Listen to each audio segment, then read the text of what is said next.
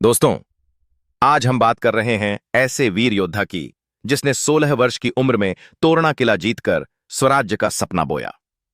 19 फरवरी 1630 को शिवनेरी दुर्ग में माता जीजाबाई की कोख से एक वीर योद्धा शिवा का जन्म हुआ।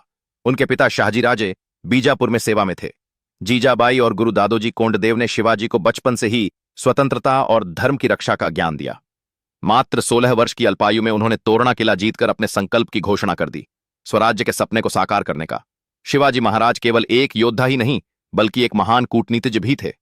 जब बीजापुर के सेनापति अफजल खान ने उन्हें धोखे से मारने के लिए बुलाया तो महाराज ने अपनी दूरदर्शिता से बाघ नख से उसका पेट फाड़ दिया।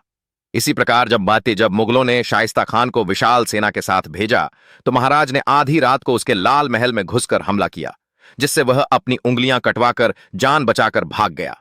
उनका साहस और चतुराई दुश्मनों के लिए घातक सिद्ध हो रही थी। महाराज ने दुनिया को छापामार युद्ध गणिमिकावा का पाठ पढ़ाया।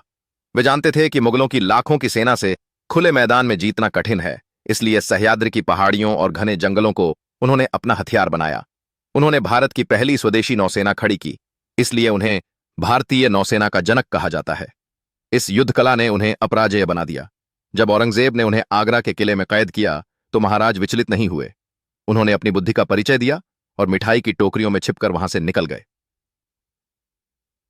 यह घटना मुगलों के अहंकार पर सबसे बड़ी चोट थी। महाराज जी अपने प्राणों से प्रिय मित्रों जैसे तानाजी मालुसरे और निष्ठावान सैनिकों के साथ मिलकर एक एक किला जीतते गए। उसी युद्ध में उनके प्रिय तानाजी शहीद हो गए। तब महाराज जी ने कहा था, गढ़ आला पण सिंह गेला। गढ़ तो आ गया पर मेरा सिंह चला गया।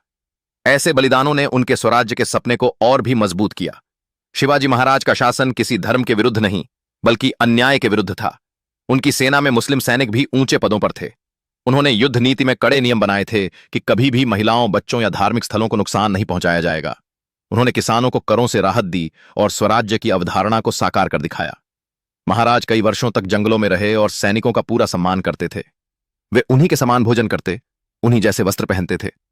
1674 में शिवाजी महाराज का राज्याभिषेक हुआ और वे छत्रपति शिवाजी महाराज बने।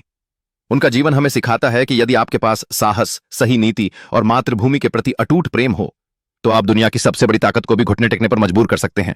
शिवाजी महाराज आज भी हर भारतीय के हृदय में सम्मान के साथ जीवित हैं और वे सदा एक युग पुरुष के रूप में स्मरण किए जाते रहेंगे। जय हिंद, जय भारत।